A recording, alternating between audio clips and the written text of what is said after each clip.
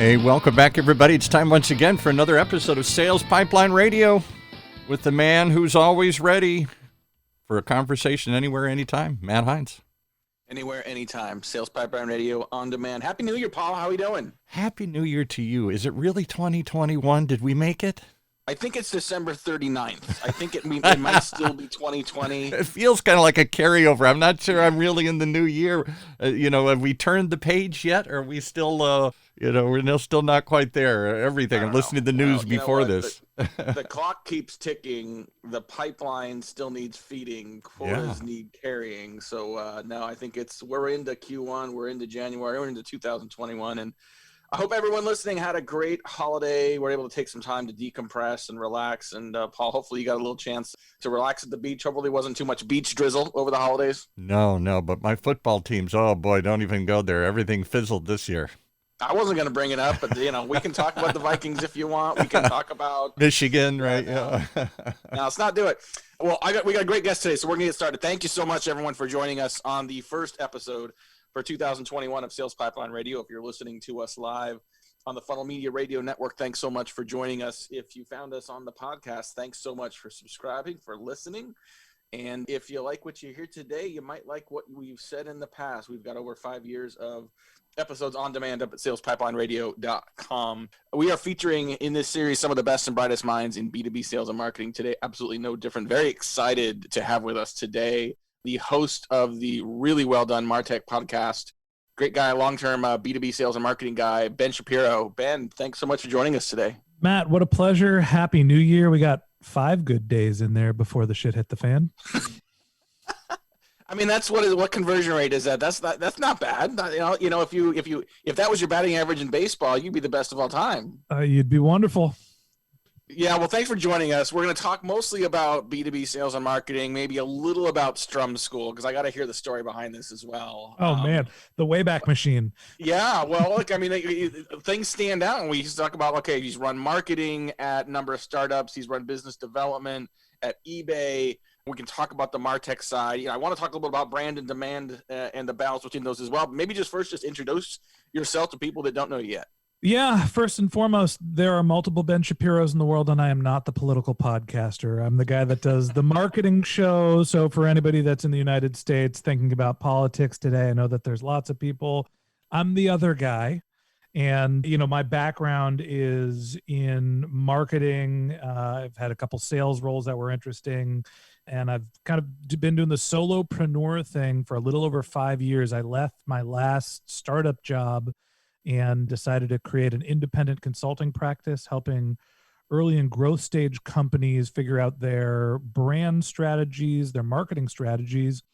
And somehow that dovetailed into me creating a media business called the MarTech podcast and also the Voices of Search podcast. So kind of was selling my wares to early and growth stage companies and was trying to reach new ones. And out came this media property, which basically did well enough that it ate the consulting business's lunch. And now that's all I do. I'm just a talking head.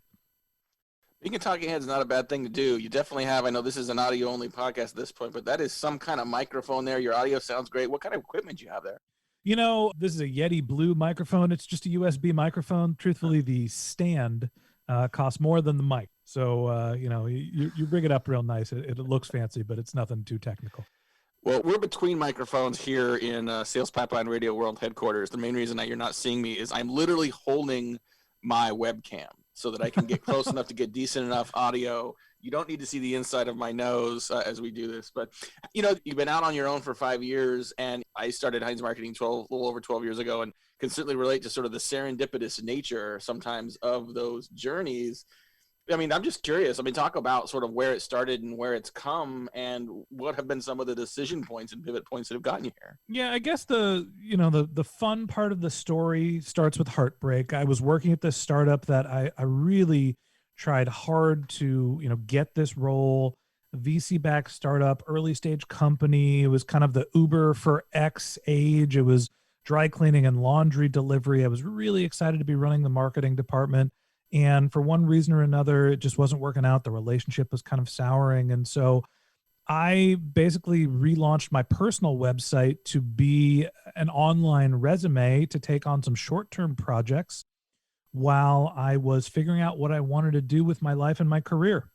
And it was really a time of transition for me personally. And what I didn't realize that as I was basically trying to explain why I was no longer at my last startup, I had started my personal brand and did a lot of things by accident that ended up working out okay. Some of the copy and the way that I was describing myself essentially dovetailed into here's what I can do for your organization. And people started hiring me as a marketing consultant. And most of them were, if not all of them, were from my personal network, people I had already known and already worked with. And so I started to build some processes around pipeline development, my sales processes, and really productizing what I could do as a marketing consultant. And after about 2.5 years, 3 years, I'd kind of hit the end of the road. I'd hit a ceiling. I was at a couple $100,000 in revenue per year just as a guy out on my own working as a consultant. And I felt like there was an opportunity for expansion. And so I decided that what I was going to do was create a media property or a content strategy to try to build the influence of my consulting practice. And since I was working with early and growth stage companies that primarily were technology companies, and a lot of them was working advising other marketers, I created the MarTech podcast. And lo and behold, I didn't kind of realize what I was doing at the time, sort of another serendipitous, right person, right place, right time thing. But the podcast took off like I wouldn't have expected. And after the end of the first year, we were sitting looking at 10,000 downloads a month, and we started selling sponsorship packages, and we had $25,000 of revenue in our first month. And, the rest is history. Speaking today on Sales Pipeline Radio with accidental media mogul Ben Shapiro. It's a fascinating story of sort of going from being a consultant to now really making your living with the media properties. And I think one thing that just reminds me, and I think it's a lesson for any marketer and any organization, is the power of creating your media channel. That you created something to market your business that became your business. What are some lessons that you have if you're talking to a MarTech company or talking to really any company that wants to engage an audience?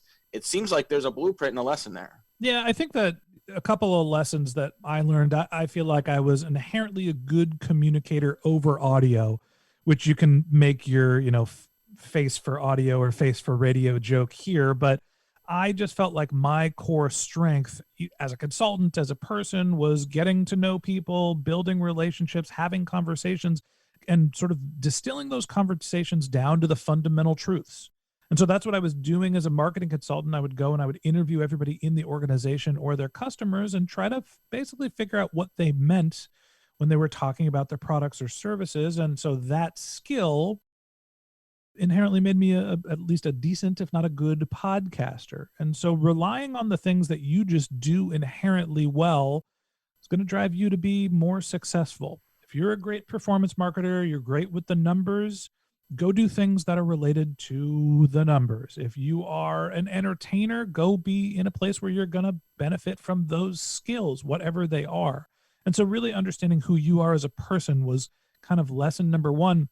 I think the other big lesson for me, that the sales pipeline process actually didn't really change much between finding consulting clients and finding podcast sponsors. What I was selling was different, but my process for doing the outreach, some of the email marketing that I was doing, that was all the same systems, and they kind of integrated into each other very well. So, growing your pipeline is kind of the same process no matter what your business is, whether you're selling professional services or whether you're selling podcast sponsorships.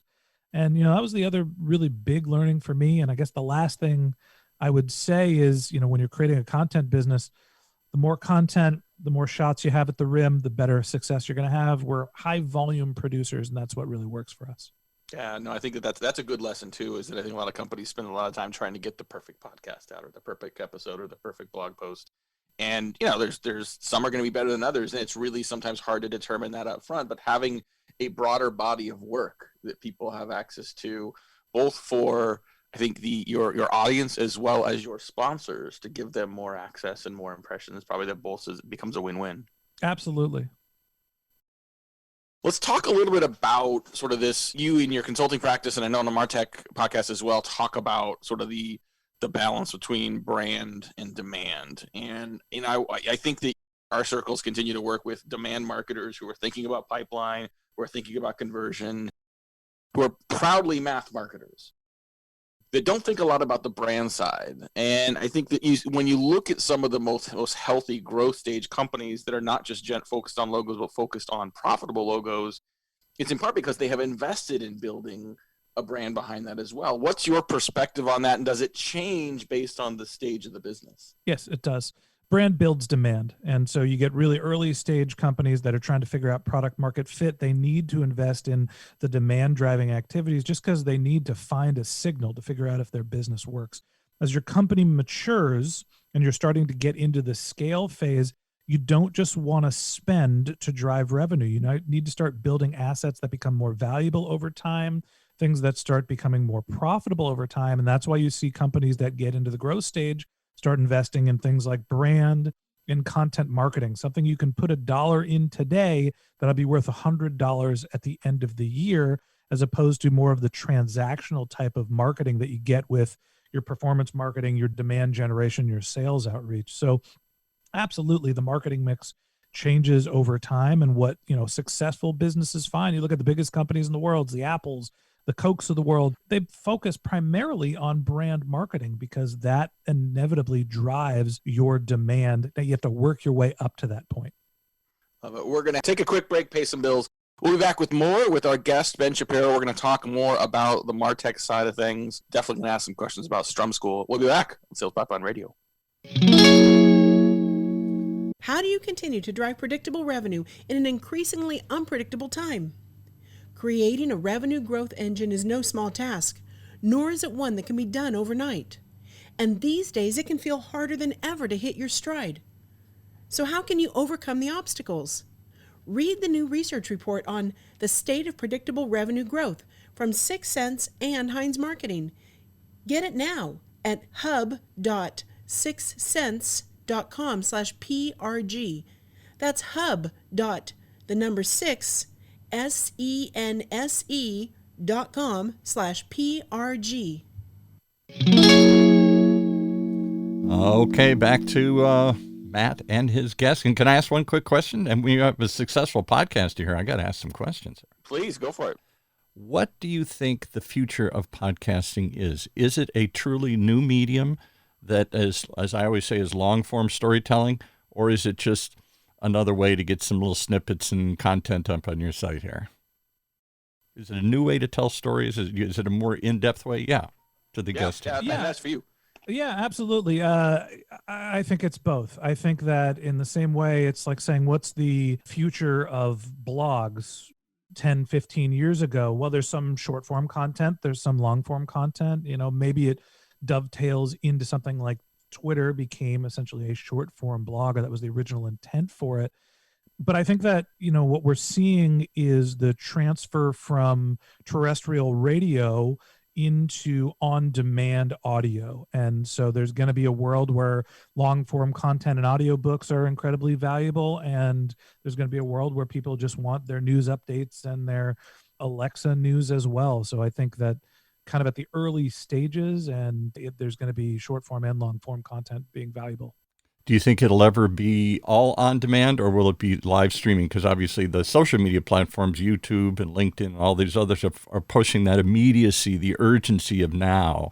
That's what we do here on this channel. Obviously, we take a podcast and we stream it live to start with here. Yeah, I think that it will be both. I think the question is, what do you consider a podcast and what is just content publishing? There's a time and a place for live audio, and there's a time and a place for on demand in the same way that there is for television, where, or I guess sports is a good metaphor for this. Sometimes I want to listen to the radio, but it's live because I'm listening to a game. And sometimes I want to hear the recap after the fact. And I think both of those use cases will still exist moving forward. What do you think, Matt? Or do you do both? Yeah, now? I think Ben's right. I think that we have these terms we use like podcast and blog and video, and we tend to sort of put them in individual, like say, oh, I've got a video strategy, I've got a blog strategy. I mean, I think our content strategies need to be far more diversified and really then sort of very focused on who your audience is, right? if you're going after sort of a late stage boomer audience, you probably aren't worried as much about your TikTok strategy, at least not yet, right? And so to really sort of know who are you targeting and what type of content formats do they care about, and then how do you package those content formats to make it something that's interesting. I don't know, we could get a whole other show on that for sure, but honestly, Paul, social media is blowing up. I have to ask the question now. Strum School, Ben. It just sticks out like a sore thumb, and sore thumb makes it sound bad. But like, I'd love to hear the backstory, and just tell us about Strum School. So I was working at eBay. I had a great job, stability. I was on a nice career path, doing business development, account management, and felt like I was in a really good company. But all the cool kids were leaving the mothership to go work for hot startups to be the next Mark Zuckerberg.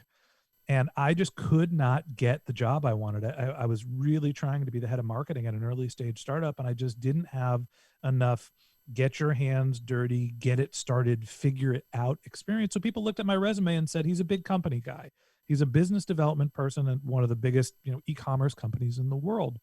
It's the only way for me to bridge the gap from business development at eBay, a 13,000 person company, to I'm going to run your marketing department and be one of the first 5 or 10 guys in the door, was to jump off the cliff and start doing it myself. And so Strum School started off as a side project. It was on-demand guitar lessons before on-demand was really a thing. And I turned it from this project I was working on nights and weekends to a very poorly run startup that did not see the light of day, or did not drive a lot of revenue, let's just say. And eventually, was working on it for about 1.5 years as my full-time job, converted into on-demand video instead of guitar lessons. But my girlfriend at the time said she was ready for a promotion to fiance, but I needed to go get a steady paycheck to pay for the ring. And the next thing you know, I was working for the man again. All the things we do for love. Well, I'll tell you what, like if you get a chance, and we'll put this in the show notes, go to benjshap.com. If nothing else, I think the logo is amazing. It's a very cool, if you're a music fan, you recognize the multiple layers of coolness in this logo. But just a few more minutes here on Sales Pipeline Radio with our guest, Ben Shapiro, who is longtime B2B sales and marketing leader and the host of the Martech podcast. And let's finish up, just kind of talk a little bit about the Martech side of things. Certainly more and more tools, more and more complexity in a lot of Martech stacks. I have started to notice more and more companies asking not to help build a Martech stack, but to help to simplify their Martech stacks. They got a little too crazy, a little too complex.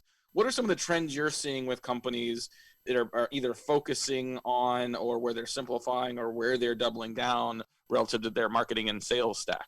Yeah, I think that at early stages, you start with point solutions and you end up sort of accumulating a lot of different pieces of software. And as companies mature, they either migrate from the toolkit that they've built to a platform, right? You go from, I've got a CRM and an email marketing system and a database somewhere, and all these systems, you try to duct tape and glue them together.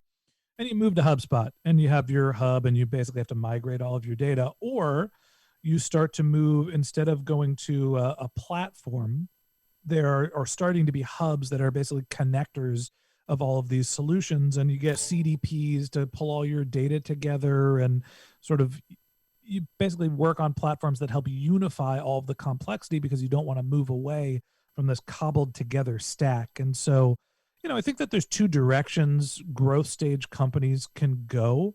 And it really depends on, where you are, what your resources are, what your stack is going to be, and honestly, what the long-term future of the business is. Those integration opportunities seem to be more and more important, right? Because I think if you look at whether you're looking at, how people look at revenue operations and its success, if you look at companies even doing account-based programs across sales and marketing, one of the common reasons why those programs stall or fail is not having an integrated data approach, not having sort of a single view of the customer. Is your recommendation for folks to sort of find those third-party integrators? Are many companies succeeding by having an integrated RevOps team internally? Like, what's the right approach? It's tough because there is a technology problem, right? Using the hubs and implementing and make all the connectors work together. And then there's a people problem. There's ongoing management, right? You're always going to make your stack not necessarily more complex, but your business operations are going to change. And so that historical context really matters. Having somebody in-house is really valuable if you can afford it.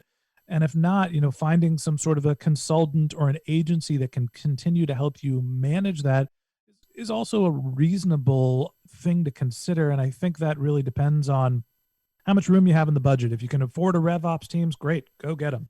More power to you if you have a long-term plan. And if you can't, documenting what you're doing and being able to package it up and handing it to an agency to help you solve some of the problems when something breaks, also something that's valuable. There are shades of gray. There are definitely stages that companies go through. Not everybody can afford a RevOps team. Yeah. What are some of the opportunities you see across sort of revenue producing groups in organizations? I mean, we talk about a lot of companies, quite frankly, still having trouble just getting their MarTech organized, but it seems like the marketing stack, the sales stack, what the company uses for account management, customer success, and then tying that up into the business management tools. So you have that single view of your customer, but really sort of a single view of the business. Easier said than done, but is that where people should be working towards? Yeah, you hit the nail on the head. And I think that we're seeing this in terms of marketers' titles at executives levels. We're seeing less CMOs and more CROs. And really that is connecting the functions of marketing into sales and having somebody go from prospecting, lead generation, all through revenue and sometimes customer success as well. And so the things that I'm seeing are data unification, trying to make sure that the data flows all the way from your awareness building activities through your customer's life cycle. And then also, the teams and the technologies that are helping to manage those relationships. It's not just like there is a silo from marketing. You throw a lead over the wall and hope the sales team catches it and, runs it wherever they need to bring it. It is really just one open playing field and we're all working together. And I think from an executive standpoint, we're seeing that happen. Technology, that unification's happening as well. Yeah, love it. Real quick before we wrap up, what are some of the things you're looking forward to this year? What do you see as some of the sort of big trend lines and storylines for 2021? Yeah, I'm excited about the podcast growth. I think that's the new media is something that's really important. I think working with influencers is a trend that we're going to continue to see. I think that the performance marketing budgets are going to come back. We're going to see Procter and Gamble and all the big boys start to, get back onto Facebook and spend their media dollars now that we're coming out of the initial shock of the coronavirus. It'll be interesting to see what happens with the economy and how that affects M&A. Are we going to see consolidation in some of the MarTech space? But, those are some of the top things that are on my mind. Awesome. Ben Shapiro, thanks so much for doing this. If people want to check out the podcast, your MarTech podcast, what's the best place to go?